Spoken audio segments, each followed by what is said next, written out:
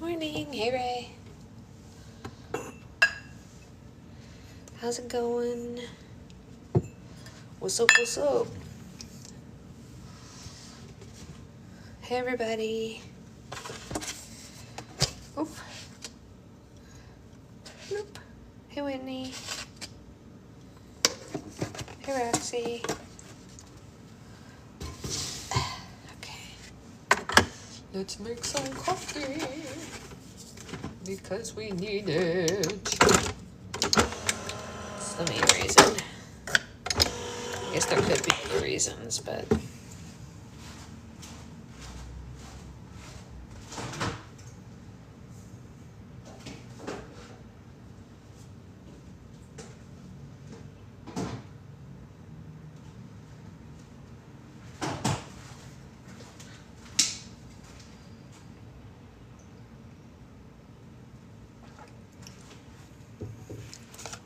Okay.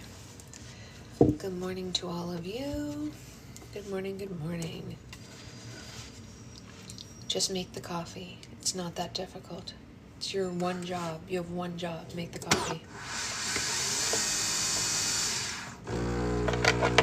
One job. Make the coffee. It's literally the coffee maker's only gig in this life. You'd think that it would be more cooperative. You'd be wrong. But that's okay. It's alright.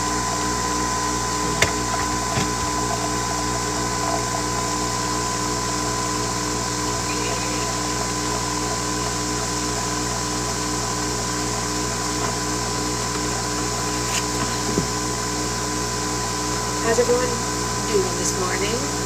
Everyone feeling good, feeling happy,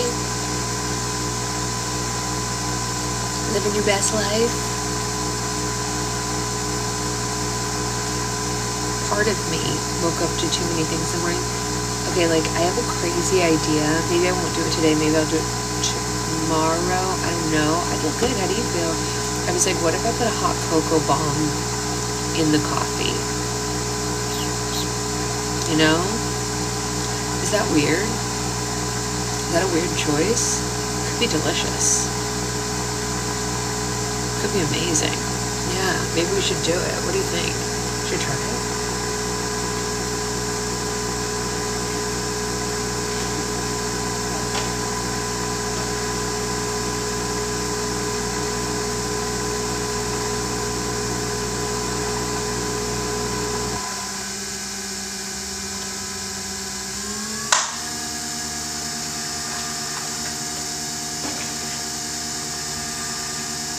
Because I have these sugar-free hot cocoa bombs, and I feel like if I put it under the run of the coffee, it'll just like melt it. Could be absolutely amazing. I'm gonna try it. Whatever. Who's gonna stop me? Literally no one. I think it's pretty cool.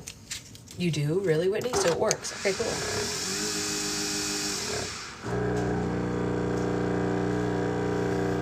Hey, Jen. Why are you making weird noises again? Can we not do this today? How about you just make coffee like a normal person? What do you think? Think we could try that?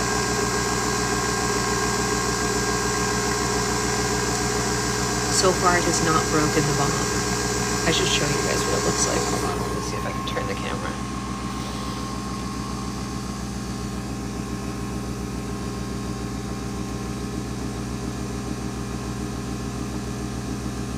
Is it gonna break? Is it gonna break?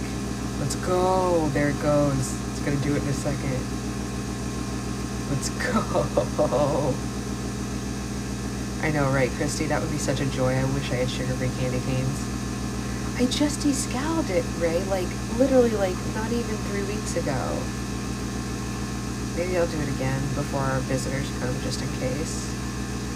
Whoa, yes. I like it. I'm into it. It's fun. It's fun for sure. Yeah, I agree. It is satisfying.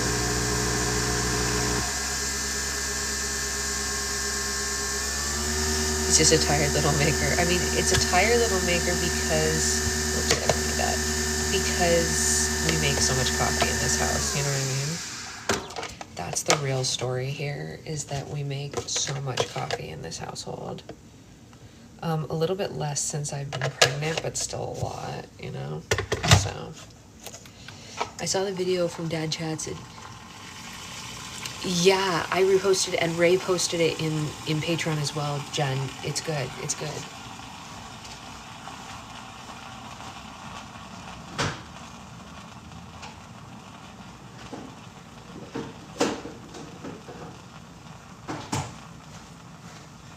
It was a very interesting explanation. So childish, but I don't think it's childish at all, Whitney. I think you should enjoy whatever brings you joy. You know me. I am a what brings you joy kind of person. Hey, Mina, how's order packing going for you? Do you hate it as much as I hate it, or are you like less bothered by order packing?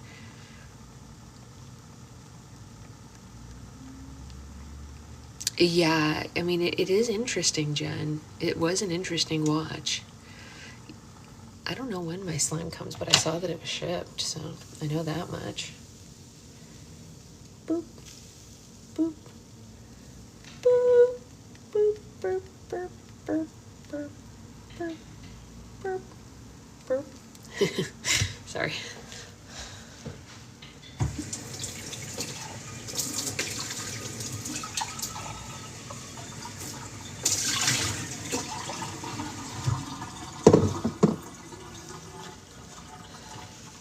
Everything went out yesterday morning, so I'm resting now. That's very exciting, Mina. Congratulations on a successful anniversary restock. Congratulations on your anniversary. Let's taste this.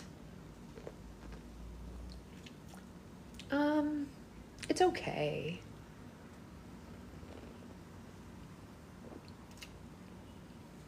I don't prefer it to my regular morning coffee.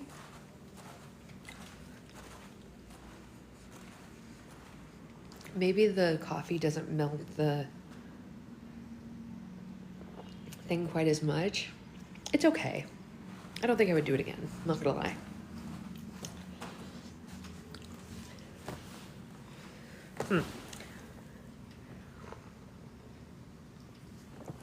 That is very sad, Liz. Book time. That's okay, Amanda. I will obviously get it uploaded for you. I've been pretty good about uploading them day of. Hey, Sloth. I think I've gotten better, you guys, about uploading book club day of so that people can catch up before the next day. I think I have. I've been pretty good about getting them up by at least the night before, you know? So that's good. That's something. So Mina, what I did was I put a hot chocolate bomb in the cup and let the coffee run over it to melt the hot chocolate bomb. It's the Chalk Zero sugar-free hot chocolate bombs that came in my keto crate last month, and I made hot chocolate with it for our holiday party on Patreon, and that was delicious. This is not as good. So I think I'm gonna go back to using them the other way with just milk. Like, you know, it's like a little bomb and it pops open marshmallows. So I thought maybe I'd like it in my coffee, but it turns out it's just like okay. It's not great. It's like mediumly good. Whereas my regular daily coffee is like really good. Oh well, you live and you learn, right? We have to try things. You never know until you try. Same with the book that I'm currently reading. You might have to stir it. Oh, you know what? Let me get something to stir it with, Whitney. That's a really good idea.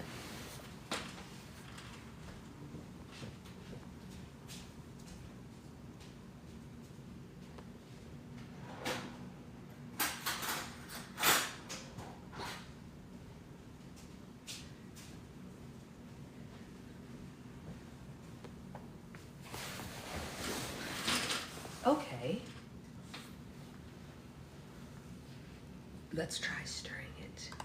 Oh, she's right. There's like chunks of chocolate at the bottom of here. Oh my gosh. All right. I'm stirring it.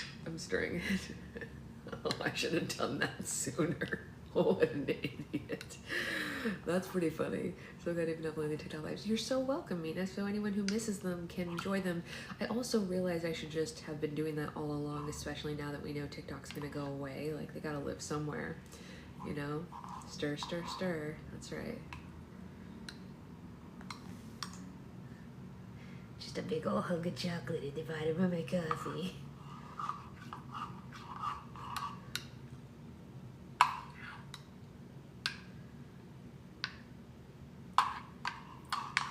It's always pregnancy brain, so it's forgiven. Thank you. I appreciate that kindness, Christy. All right, let's taste it now. It's better. She's right. It's better. I still think I like my regular coffee better, but it's better than it was. You know? So, I don't know if any of you have read Merry Little Meet Cute. It was a book I read last year and I absolutely loved it. This is not a thing we read for book club, but like there's other books in that series. It's like a tandem written book by Julie Murphy and Sierra Simone, and I've read books by both of them separately. And then last year I read Merry Little Meet Cute and I loved it. I thought it was one of the best Christmas books I'd ever read. So I downloaded more of the books from the series this year, and I was reading one. It's like, I don't know, it's just fine. Like, it's like, it's just meh. And I'm so sad that it's just meh because I loved the other one in the series so much. And I'm like, oh man, what a bummer that this other one. So I'm gonna keep going with it and finish it and then try one more in the series and see if one more is good. But Merry Little Meet Cute was so good. So I'm like, it's a bummer. But anyway, it is what it is. You know, you can't win them all, right? You win some, you lose some. Happy birthday, Miss Cass. Y'all, our youngest member is 20 years old today. Happiest of birthdays to you, my dear. Welcome to double digits. You're almost an adult. I'm kidding. I know you're an adult when you're 18, but like, you know, I'm an old lady, so. I'm a full old lady.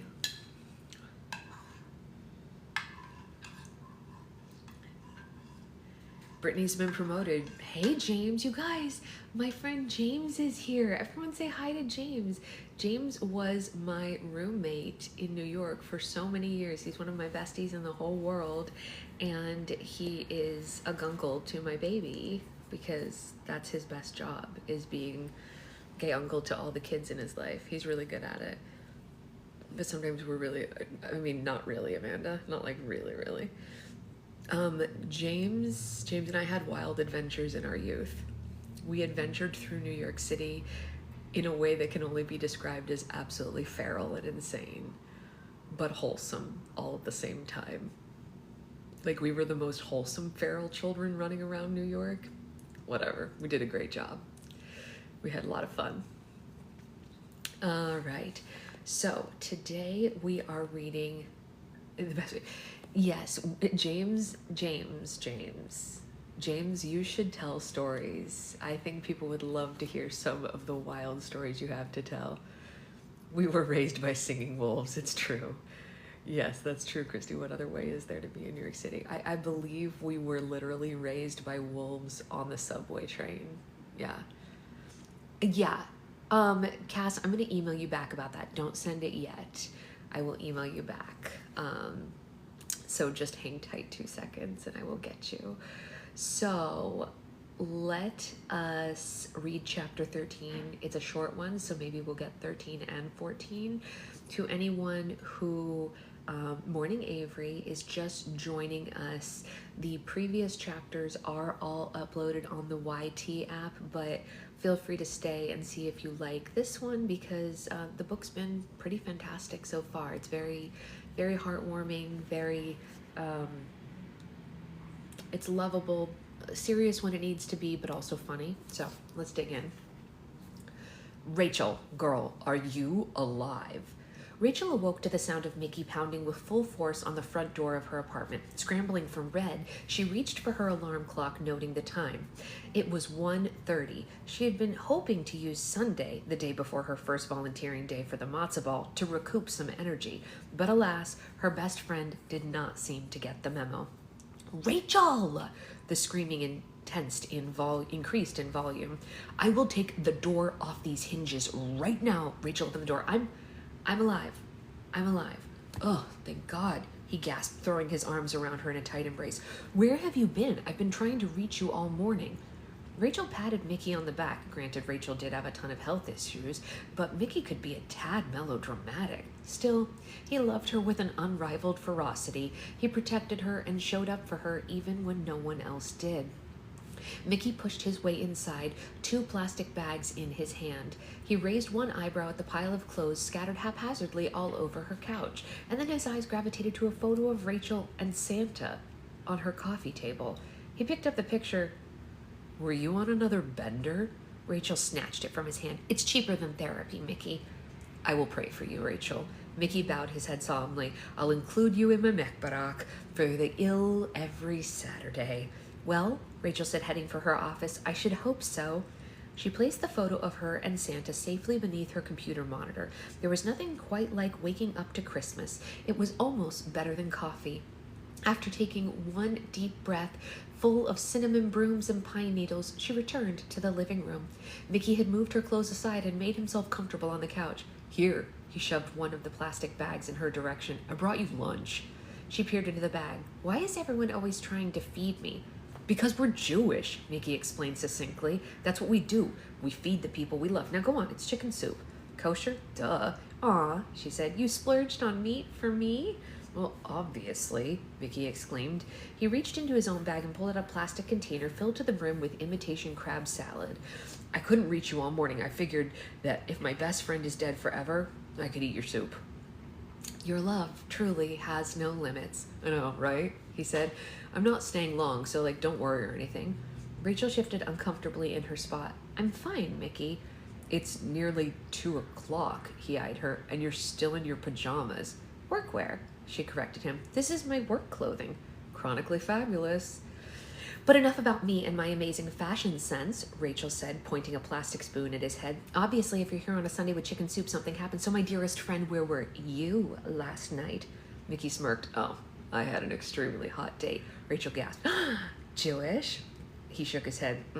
Acrobat. Rachel burst into hysterics. Leave it to Mickey to find a non-Jewish acrobat to date. Your mothers will be so thrilled, she said. You think you have it bad? Mickey rolled his eyes to the heavens. They're already planning my wedding for this weekend and the baby shower for next month. Rachel laughed again. Knowing Cheryl and Elena, there was a good chance he wasn't joking about that.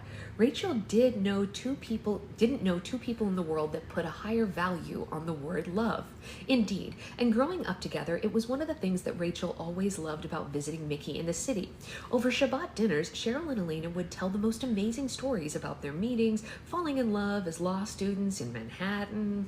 Rachel always loved their stories. She especially loved the sweet way that they looked at each other while telling them, the light of the Shabbat candles illuminating their smiling faces. Oh, maybe she'd been destined to become a romance writer after all. But looking at it now, her eyes drifted over to the open door of her Christmas office, and she couldn't help intuiting something a little bit deeper. Mickey came from a committed Jewish home. It was bound up in all the same rules and traditions as her own home, and yet something about their Judaism always felt freer. Rachel teased her best friend.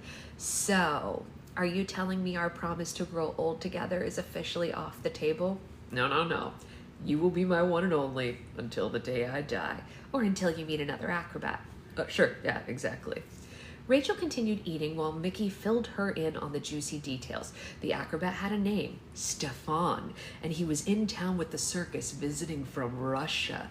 It was all quintessentially Mickey, who would tell you without any shame that he had already dated every Jewish gay man in Manhattan, and therefore he had no choice but to outsource. By the way, Mickey said, pointing his plastic fork in her direction, where were you this weekend? I tried calling you like 10 zillion times to tell you about my spinner. I have my phone off. Wait, Mickey blinked. Does that mean... Yep, I went to my parents' house. No. Jacob Greenberg was there. No. We spent all of Shabbat together. No! Rachel told him everything, starting with the ultimatum from her publisher and working her way forward. He listened, eyes wide, occasionally rolling them before she finally rounded out the story with her visit to Santa last night. Mickey swallowed hard, taking it all in and shaking his head in pure disbelief. He set the plastic container of food down on the coffee table. Rachel, he said gently, you know I love you, so don't take this the wrong way, but how are you gonna volunteer anywhere for a week with your chronic fatigue syndrome? Rachel considered the question. I don't know, cocaine? Jesus, Rachel sighed. I don't think he can help me either, honestly. She was waiting for Mickey to laugh, to cut her some slack considering her situation, but Mickey was far too concerned about her actual health to play along with these reindeer games. You need to tell Jacob about your disease, Mickey said. No, you need to at least explain to him what you can and can't do. Absolutely not. Rachel, Mickey was practically on his feet now. It's not good for you. And what? Rachel said, growing frustrated. Have him think of me as some sort of charity case? Have him pity me because the world is so much smaller for me than it is for him? I fought my whole life for some semblance of normalcy, Mickey. I am not invalid. He met her intensity. You psycho. Nobody thinks you're invalid, okay? That's your own mishigas, your own junk that you're projecting on everyone else. You need to start owning who you are, girl, because who you are is already fabulous. Rachel stared down at what remained of the chicken soup, and it was growing cold. Chronic fatigue syndrome had robbed her of so much. It would have swallowed her whole had it not been for her books, and she could not lose her publishing contract. Like Paul scooting around in his electric wheelchair every Saturday, it gave her purpose. Mickey sat back down on the couch. Look, I'm sorry. It's fine, she said, and she meant it. I do need your honesty in my life. I just worry about you is all. I don't want you to get sick again, like how you were. I know. There were only a handful of people who had seen Rachel on her darkest days, both when she had first fallen ill and the aftermath of the crashes that followed, but Mickey was one of them. He had loved her through it. He had come over to her parents' house and lay beside her in bed, stroking her hair while she was too tired to speak or even move. He read up on her disease, learned about spoon theory and energy envelopes, and called doctors at Stanford and Harvard, and he never once said that she was faking it, which was a common refrain from people who did not understand this disease. And on the darkest days of her life, he whispered in her ear to hold on. He promised her that things would get better, and they did. Chronic fatigue syndrome is a spectrum disease, and it varied in intensity and ran the gamut from mildly disabling to making you completely bedridden. Rachel knew she existed on that spectrum somewhere between moderate and severe, and if she took care of herself, if she focused on her health and carefully managed the way that she expended her energy, she could have some quality to life. She could work from home, take walks, even travel a little. The minute she veered off track, the minute she pushed beyond what her body was physically capable of, she crashed. And the crashes sucked. They could turn the simplest acts like opening a can of soup or crawling to the bathroom into an impossibility. I love you, Rachel said, squeezing his hand. Yeah, I love you too, Mikey said, changing the topic. At least tell me this much. How does he look these days? Rachel grinned mischievously. Oh my gosh, he's gorgeous, Mickey groaned. Ugh.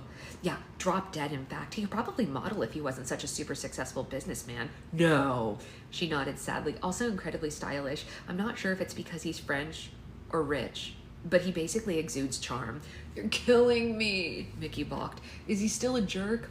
Alas, she said, I dread telling you this, but he's positively decent. Mickey shook his head. Well, if you don't want him, I'll take him. Rachel agreed wholeheartedly. To tell you the truth, I can't find one logical reason to continue hating him, except for the fact that he's perfect, which is slightly annoying. But it would be wrong to hold perfection against someone, right? So what are you trying to say? Chronic fatigue syndrome aside, there's a part of me that wants to volunteer for this matzo ball. I'm kind of looking forward to seeing him again and spending more time with him. Is that weird? It took Mickey a moment. Oh my God, you're going to be another successful Camp Ahava match, aren't you? Oh, please. I'm serious, Rachel. He couldn't stop himself from devolving into hysterics. They're going to put you in one of their newsletters. Jacob Greenberg and Rachel Rubenstein Goldblatt, world-famous summer camp arch nemesis are getting married. Okay, Rachel rolled her eyes. I get it. You're super funny. Oh, this wedding is going to be huge. Look, I'm just saying, maybe it won't be the worst 8 days of my life, okay? Obviously, I'm not aiming for anything more than friendship here. Jacob lives in Paris. I live in New York. He throws parties for a living, and I'm a sick chick who never leaves her house. Plus, he thinks I'm a nice Jewish girl. He has no idea what I actually do for a living, but at the very least, I can say now with full confidence, I am officially calling a truce with Jacob Greenberg. All right, well then. Mickey lifted his plastic carton up into the air as if offering it as a toast. To a truce with Jacob Greenberg. May you both live happily ever after and wind up in the Camp Ahava newsletter. Bella, the answer is I usually do slime lives in the afternoon. I just wanted to wait until I was done with the chapter so I didn't interrupt it. But slime lives are never in the morning. We always have book club in the morning. Yeah. All right, so let's see. How long is this one? Oh, this is another short chapter. We might get 3 today. This is chapter 14. Dun, dun, dun. You're welcome, Bella. All right. Chapter 14. Jacob knew the Jewish day of rest was long over because his phone started ringing right off the charger. Hunched like a Hanukkah hobgoblin at the child-sized desk in his grandmother's apartment, he navigated between 3 spreadsheets, 2 laptops, 5 waiting text messages, and 147 unread emails. Yeah, Jacob said, speaking into the phone to a member of his team. I know. Well, tell him he's not getting paid then. Yeah, no, I don't care. He needs to work with you. You have my full authority to fire him if he has a problem with that, okay?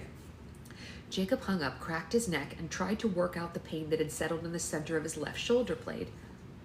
Normally, this was his favorite part of producing a high-end and large-scale music festival. The chaos of it all, the phones ringing off the hook, the text messages one after another coming in from Shmuel. He loved the feeling of teetering on the edge of near catastrophe before racing up to stomp out any impending fires. He loved not having to think. He had a gift for it, really, throwing parties. His music festivals were highly organized and well managed. He had a talent for thinking ahead, a natural ability with numbers, and a gift for preempting disaster. It was one of the reasons that his investors trusted him. His ideas were often outlandish, and he pushed past the boundary of what others thought was possible, but Jacob always managed to turn a profit. At least, he had, until now. Nobody thought the matzo ball was a good idea. Indeed, it had taken months of meetings, sometimes outrageous begging, by both Shmuel and Jacob before any of their normal backers would even go along with the idea. The only reason that they agreed to cough up the exorbitant amount of cash that it would take to put on this Meshuggah Jewish party was because Jacob Greenberg was throwing it, and he had never let them down before. It was a trust that was tentative at best. Jacob stood up to grab another document from his bag, and he inadvertently knocked over the airplane-shaded lamp in the process.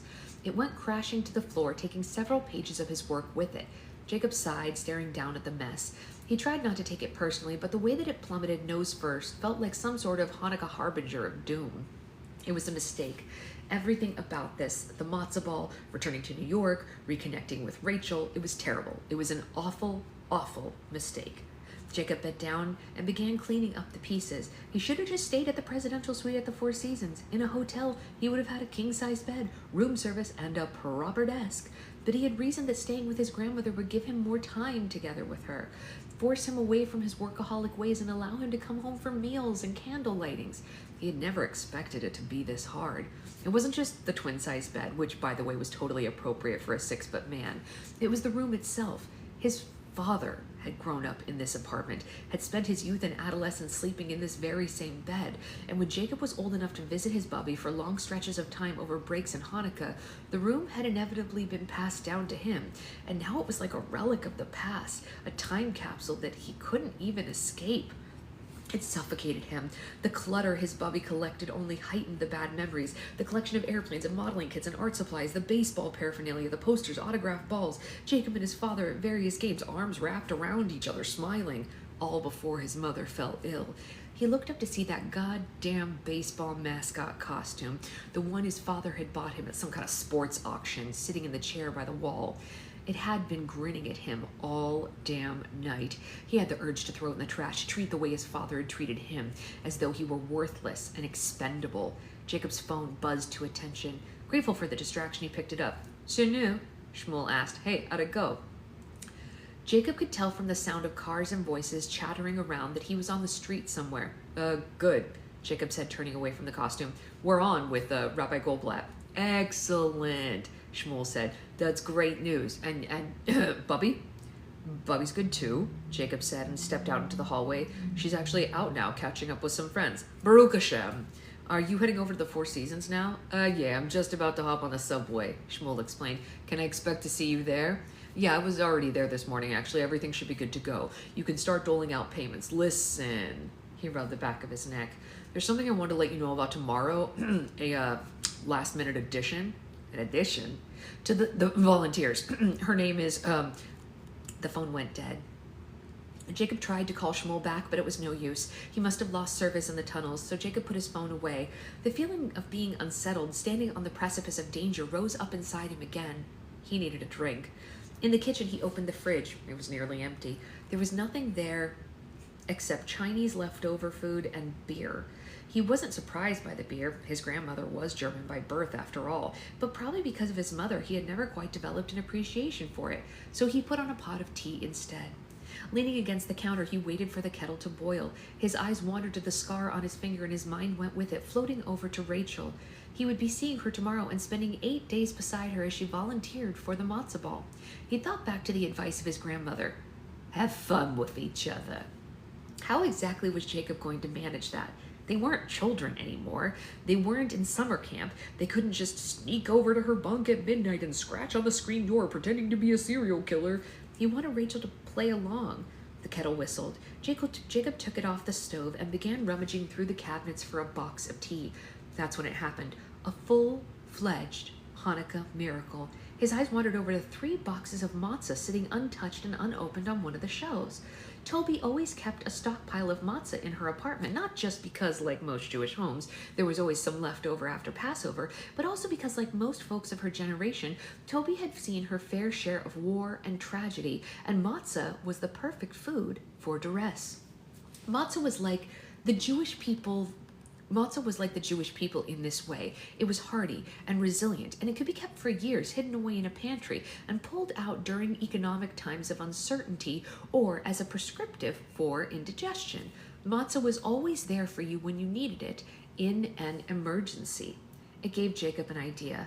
Grabbing the boxes, he raced back to his bedroom. The idea seemed to come fully formed into his mind. He dug through the plastic containers full of arts and crafts supplies, hunting down a glue gun. He pulled out scraps of paper, paint, jars, and glitter, lining them all up on the blue carpet. Then, as if readying himself for the final showdown in a great war, he turned to that grinning baseball costume. 45 minutes later, he heard his bubby enter the front door. "Yakil," she called out. "I'm sorry I'm late, but I wanted to stop at the store." And Toby appeared in the bedroom doorway. A scream escaped her lips as she stepped back, clutching her heart, almost dropping her plastic bags full of baking supplies. "What in God's name is that?" Jacob looked up from his masterpiece. "This is for Rachel." "Rachel?" Toby squinted. "I don't understand." Jacob put down his paintbrush, completely serious. You told me to have fun." Toby was clearly horrified. I meant to flirt with her, Yakil. Get into a snowball fight, maybe flick a little water at each other." "Bubby," Jacob said, grabbing the glue gun, "I know what I'm doing here." Toby pursed her lips together, teetering at the edge of the doorway. Perhaps she was debating saying something, thinking about whether or not to point out the giant demon that Jacob had just exorcised and emotional baggage covered in matzah laid out all over the floor. But alas, Toby knew her grandson, and once Jacob got an idea in his head and landed on something, it was very hard to get him to let go. Sighing heavily, leaving him to finish his art project in peace. "Okay," she said, shaking her head. "I hope you know what you're doing." Fourth email. From Lisa Brown to Rachel Rubenstein Goldblatt, Monday, December 13th. Matzah ballin! Exclamation point. Rachel, I just got off the phone with Chandra Bouchard at Romance House. She had no idea that Jews throw Hanukkah parties. Say what? Chandra is chomping at the bit to get this matzo ball inspired manuscript on their holiday production schedule. Do you think you could get her a synopsis in like the first 3 chapters by the end of the week? I told her that you would. Anyway, talk soon, Lisa. P.S. Oh my God, I saw a picture of the organizer. Please tell me that's your person. 15. The Four Seasons in Manhattan touted itself as a luxury landmark on Billionaires Row. Stepping into the opulent lobby, Rachel thought that the marketing team for the hotel had been conservative in its description. Granite columns decorated in swaths of gold and red stretched 3 stories high. A bellman with white gloves greeted her at the entrance. It all evoked wealth and prestige and fabulousness on every conceivable level. Rachel couldn't help feeling out of place in her off-brand black leggings and 3-year-old sneakers. Ma'am, the bellman said, chasing after her. Just one moment, please. Rachel clutched her purse to her chest. I'm supposed to be here. Of course, he smiled kindly. I was just wondering if I could help you find anything. Oh, Rachel relaxed. Yeah, I'm volunteering for the matzo ball. Right this way, he said.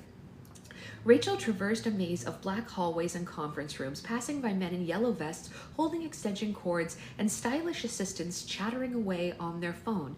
They came to the large room that was the epicenter of the matzo ball. Everywhere Rachel looked, there was movement. A group of volunteers wearing matzo ball t-shirts popped locks and set up tables. Electricians stood on ladders stringing lights and calling each other into their walkie-talkies. It was all super impressive. Rachel couldn't believe how many people were there. The bellman pointed to a plastic folding table set up in the middle of the room where a squat man in a black velvet kippah was sitting with a clipboard. A queue of at least 10 people were waiting to speak to him. You can check in with Shmuel Applebaum right over there, the bellman said. Oh, thanks, Rachel said, and got in line. She couldn't help keeping an eye out for Jacob. She was nervous. Maybe it was all the stimulants, the Red Bull and coffee that she'd been guzzling this morning, but she was also fully out of her comfort zone. For one, she couldn't speak French, and a lot of Jacob's colleagues were extremely French. She listened to them move between languages, wondering what they were saying. But more than that, more than their sophisticated boots paired with fashionable jeans and black turtlenecks, she just wasn't used to this. These people were strangers. Jacob appeared from the back door, surrounded by a group of women dressed in smart suits and clutching their designer bags as he gave them a tour of the premises. Rachel swooned at the sight of him. There were men who walked, and there were men who strutted. Jacob Greenberg strutted. He oozed deliciousness in a holiday Hanukkah sweater like a jelly donut. It seemed unreasonable for any one person to be that pretty, but Jacob had clearly won the Ashkenazi genetic lottery. Rachel stood on tiptoe and tried to wave to him. She knew she caught his eye, that Jacob had seen her standing in the volunteer line, but he didn't even acknowledge her with so much as a nod. It was strange. Rachel thought that they had shared something over Shabbat, but now she felt completely abandoned. Watching him with what appeared to be 7 seasons cast of Real Housewives, she was irked. Is this what his life was like? Traveling the world, throwing parties, a bevy of beautiful women hanging on his every word?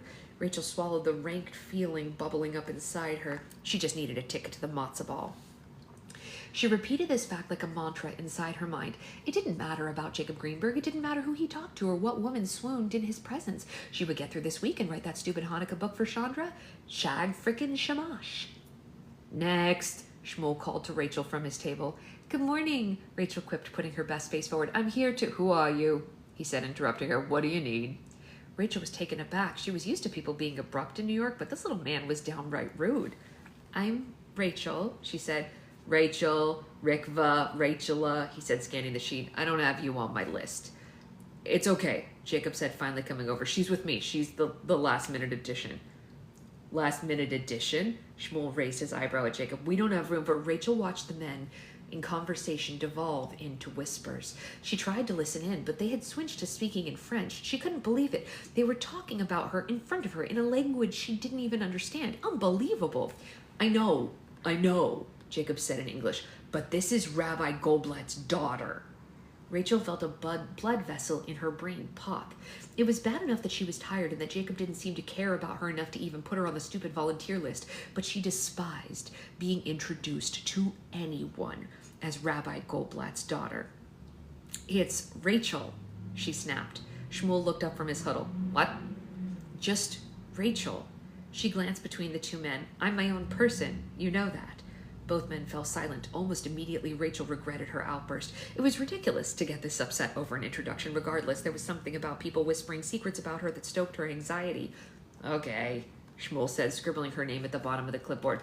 "Just Rachel. You can follow Jacob."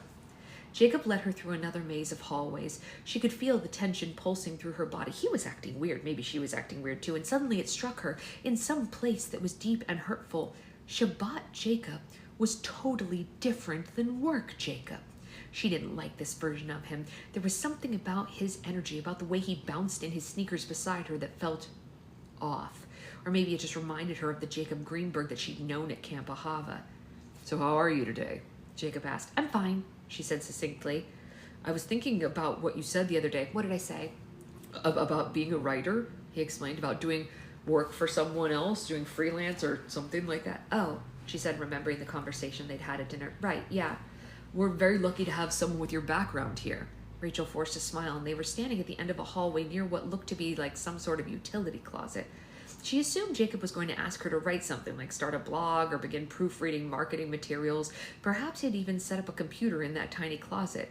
Rachel breathed a secret sigh of relief. Writing would give her the perfect excuse to remain seated for the rest of the week.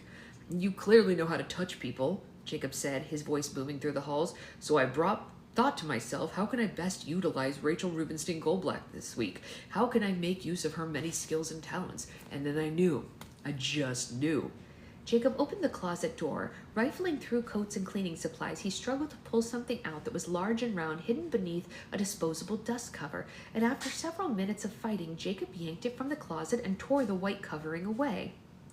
What Rachel saw beneath was nothing short of an epic monstrosity. It was a giant, swollen ball of foam and compressed air, decorated by a wide and creepy smile, and it met her horror-stricken eyes. It had blue arms and red legs and tiny sneakers that dangled like deformed stubs at the bottom and sides.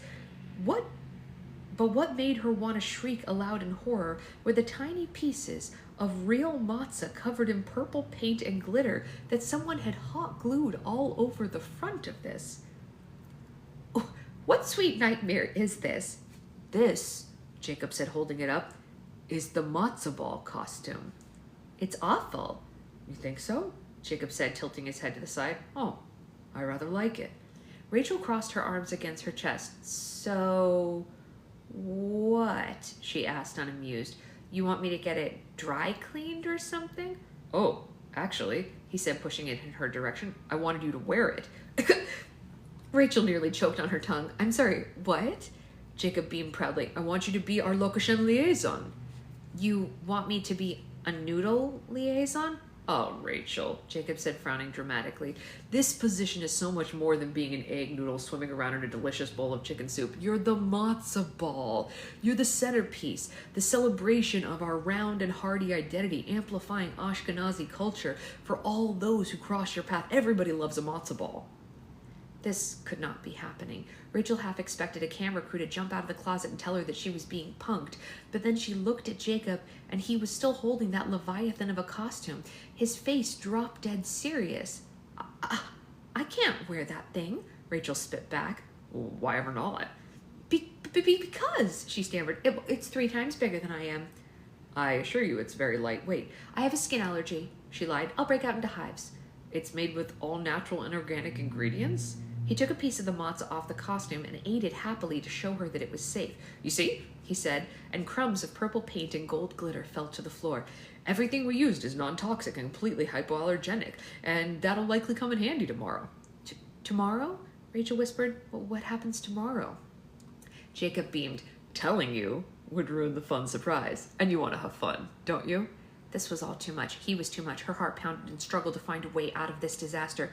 "Give me another position," Rachel begged. "There isn't another position." "I can't do it, Jacob." "Rachel," he said, getting serious, "we had a deal. Now, if you're not happy with the position available, I understand. Not everyone has the zest and pep needed to proper matzo ball, but if that's the case, I'm afraid I'm going to have to ask you to leave. Leave? She spit back again. Well, what about my ticket? Well, unfortunately, he said, pursing his lips together, I'd have to give your ticket to someone else. You understand, there's limited numbers. It would go to someone, I don't know, someone who keeps their promises. Rachel stared into the dead eyes of the matzo ball costume. She had come this far in her journey, and she couldn't sprint away now. Swallowing her pride, she reached one unsteady hand forward, taking the hanger from Jacob. The weight of her new reality assaulted her nostrils, smelling like boxed matzah on Passover.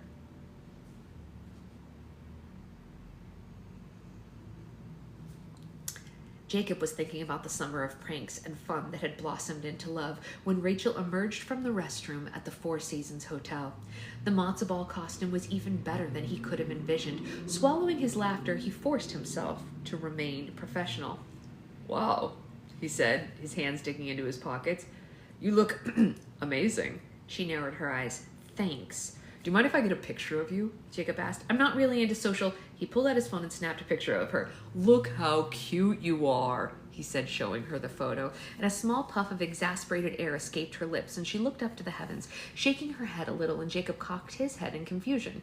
Why wasn't she laughing? The matzo ball costume was such a simple idea, a fun little prank he begged to loosen her up.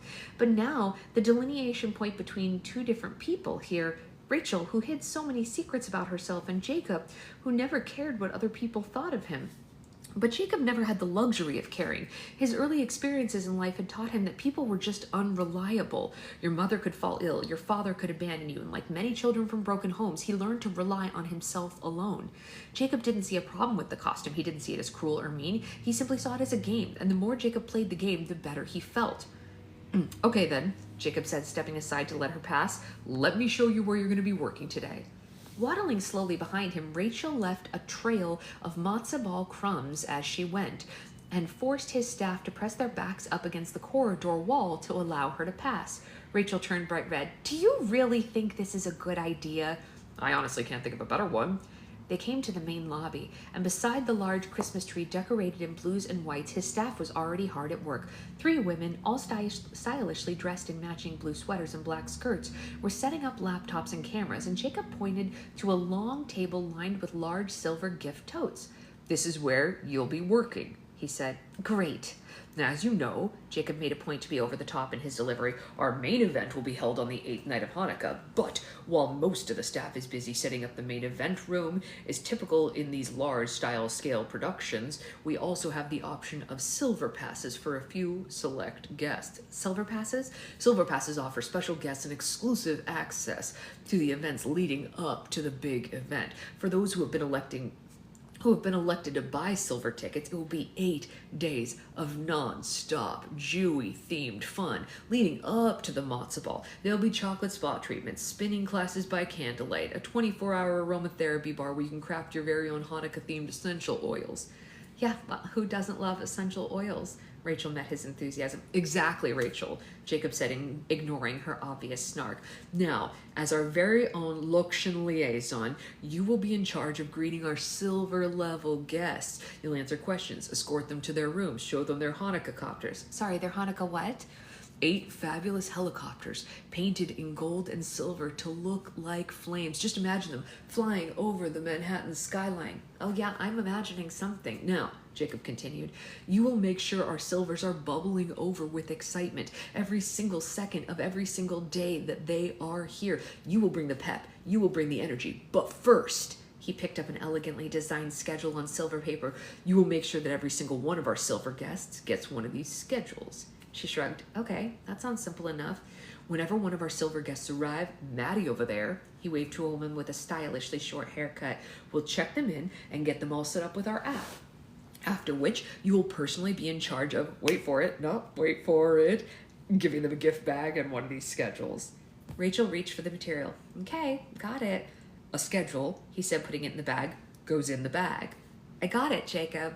Not outside the bag, he said, driving the point home, but inside the bag. Jesus Christ, she finally snapped. I'm not a moron, Jacob. I can get this. Would you feel better if we practiced it? She was going to kill him. He could see it in her eyes. Jacob pulled back the only little. Look. It's just a matzo ball costume, okay? Don't be so intense about everything. We're here to have fun, all right? I promise you, you're going to love being the liaison. He was waiting for her to say something, to give him another round of that relentless snark, but she was off, deep in thought, staring at the spot where she would be spending the next 8 hours greeting visitors. She seemed upset, worried in a way that was different than he expected, and he considered pressing her on it, but his phone buzzed to get his attention. Shmuel had sent him a text message, "You're late." It was only followed seconds later by 3 more text messages in rapid succession. Question mark, exclamation, question mark, exclamation, question mark, exclamation, key smash. Are you trying to kill me, Jacob? All caps. Oh, sorry, I have to go, Jacob said, putting his phone on silent. But I'll check in on you later, okay? He said, and he turned and ran up a large staircase at the center of the lobby. Oh, and Rachel, he beamed from the middle step, don't forget to smile to them, okay? Jacob was certain Rachel was not smiling when he left her, and then again, neither was Shmuel when he found him. Hey, Charlie, I'm not sure. I don't know for sure, possibly, but I can't make any promises on that. If there is, it would be in the afternoon. Shmuel met Jacob's frenzied arrival to the second floor with a disapproving cock of his head and 2 arms squared on the seat at his hips. Though Jacob was technically Shmuel's boss in the company, the 2 men decided years ago that they would share a 60-40 split of profits in Greenberg Entertainment, so he had always treated him like a partner. It was a relationship that had developed over 10 years, though at first Jacob had been hesitant to the idea of sharing his business with any type of partner. Greenberg Entertainment was his baby, after all. He had started it in college dorm rooms before expanding it out into empty storefronts and warehouses on the edge of Paris. And as much as he liked Shmuel, as much as he knew that his contacts through Europe could expand his music festival empire, he was never going to depend on another person ever again. Shmuel preyed on it, and perhaps intuiting that there was something deeper going on for Jacob, he eventually agreed. It wasn't always easy, of course. Jacob could be forceful in his opinions, stubborn and obstinate. There were times that the first few years of their relationship where Shmuel had lost his cool with his employer, storming out of some meeting. But eventually, Jacob came to see Shmuel as a trusted ally and friend, and Shmuel came to see Jacob as the same. I'm sorry about that, Jacob said, running his fingers through his hair. I got distracted, Shmuel said, throwing the word back at him. We got a room full of billionaires investors waiting on you, billionaire investors who hate to be kept waiting, I might add, and you're playing with the matzo ball costume? I'm not. Jacob stopped, wanting to defend himself against the accusation, but Shmuel was right. Jacob was playing around with the matzo ball. It's complicated, he confessed. Yeah, clearly. Jacob shook his head at the thought of Rachel. How are things going? Now, Shmuel said, nodding towards the conference room, I've opened a bottle for our most expensive champagne, and not one single person is drinking it. You tell me how you think it's going. Listen, I'll handle it, Jacob said. You better handle it. You're the one they like, after all. Jacob tore off his ugly Hanukkah sweater, smoothing out any wrinkles from the front of his button-down shirt, as Shmuel handed him a smart wool jacket. Looking sharp, he made his way to the glass-enclosed conference room on the second floor. Good morning, he said, entering the conference room. My apologies for keeping everybody waiting. As you can all imagine, we are very busy this morning. In one terrifying and unified swivel, all the investors turned to face him. The finely coiffed hair and pressed-on smiles of his audience could almost be mistaken for pleasure, but make no mistake, everyone in this room was here on business. Jacob turned on the charm while Shmuel kept careful watch on the door. Jacob had 12 primary investors. Not all of them were physically present. Jacob took careful accounting of his audience. 3 had been conferenced in by phone. 2 had sent executives from their own companies as representatives, and 1 even sent their assistant. His eyes trailed down to the name tag the young man was wearing. Brandon. With a splatter of freckles on his nose and a youthful face, he looked like a Brandon. Jacob knew he could handle most investors or their stand-ins. It was easy enough to assuage fears with a few glasses of champagne and some expensive one-of-a-kind presents. But Morty Schweitzer, tech mogul and venture capitalist extraordinaire, would be his toughest challenge. Morty had flown in from his private bunker in Granada to take this meeting himself. Can we just get down to it? Morty said, now slamming his fist down on the conference room table. I have a lunch appointment at noon and we're already running behind schedule here. Jacob smiled politely. Yes, of course, he said before pointing at a laptop and a projector set up at the front of the room. If you would all direct your attention to me, I would be happy to go over the most pressing details. It would take nearly an hour for Jacob to run over all the particulars. There were obvious things he had to cover, the costs associated, third-party affiliates, contracts with suppliers. Jacob had a gift for making money, and he ran through all the pages of the books with an ease of a man naturally inclined for making budgets. As for his well-intentioned audience, nobody in the room really cared about the minuscule details. His investors had not become billionaires by micromanaging every single cell in their Excel spreadsheets. All his stakeholders were really concerned about was their ROI. They wanted to make sure that the Matzah Ball Max would make more money than they had originally invested in it. And it was guaranteed that, unlike with previous events, it was a guarantee that Jacob could not completely offer. He finished his presentation and waited for the firing squad to return to their upright positions at the table. Have there been any requests for refunds? Taylor asked. Nope, not one, Jacob confirmed. Okay, good. She confirmed, tapping notes into her phone. Though everyone knows we don't make money from the ticket sales on these things, Morty interjected. I want to know about social media, Jacob. I want to know if you're driving traffic to the website and how many advertisers are begging for a piece of my matzo ball on Instagram. I want to go to bed at night cuddling my third-party data. But you know what I want to see when I look at my phone? You know what I have been seeing when I look at my phone? Zip, zilch, nada. Where are my hashtags, Jacob? Where's my Jewish Kendall Jenner that gets me trending on Twitter? The room grew silent. All eyes fell on Jacob. He squared his shoulders confidently.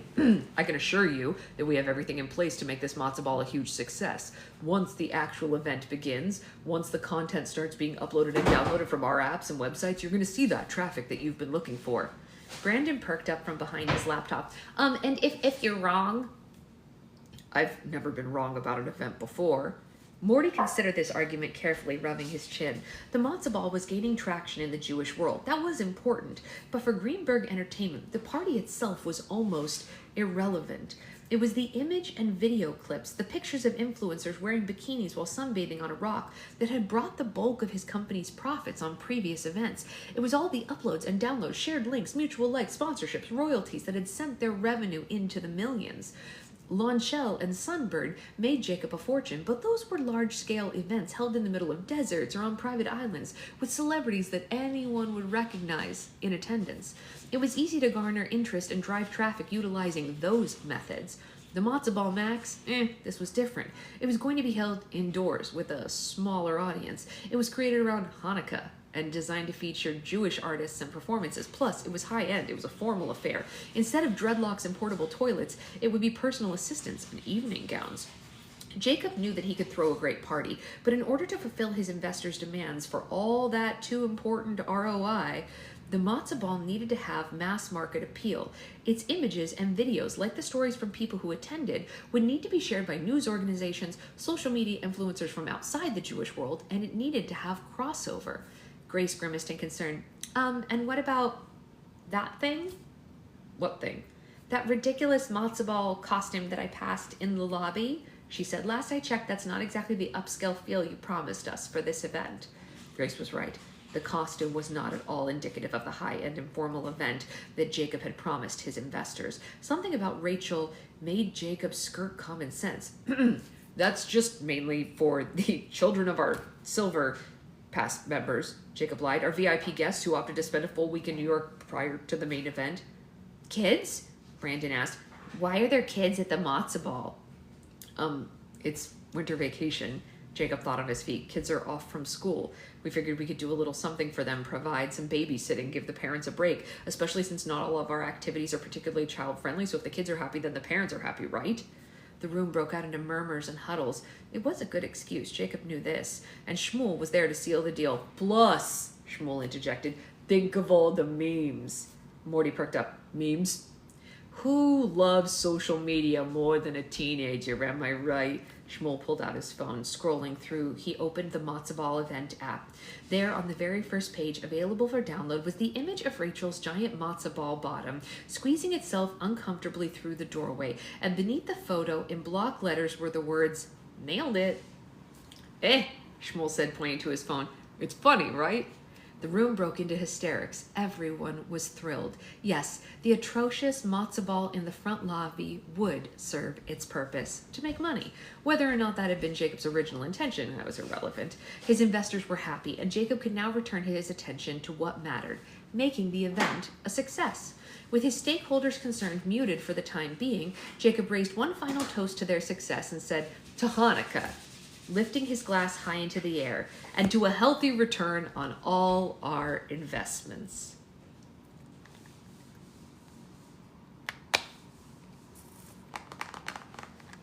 Beep, boop, beep, boop.